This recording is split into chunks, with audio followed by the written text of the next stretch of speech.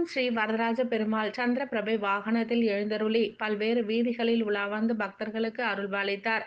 காஞ்சிபுரத்தில் உள்ள பிரசித்தி பெற்ற வரதராஜ பெருமாள் ஆலயத்தில் கொடியேற்றத்துடன் பிரம்மோற்சவம் துவங்கியது. இதில் 4ஆம் நாள் மாலை தங்க சந்திரபிரபை வாகனத்தில் சிறப்பு அலங்காரத்தில் எழுந்தருளி பல்வேறு வீதிகளில் வலம் வந்து பக்தர்களுக்கு அருள்பாலித்தார்.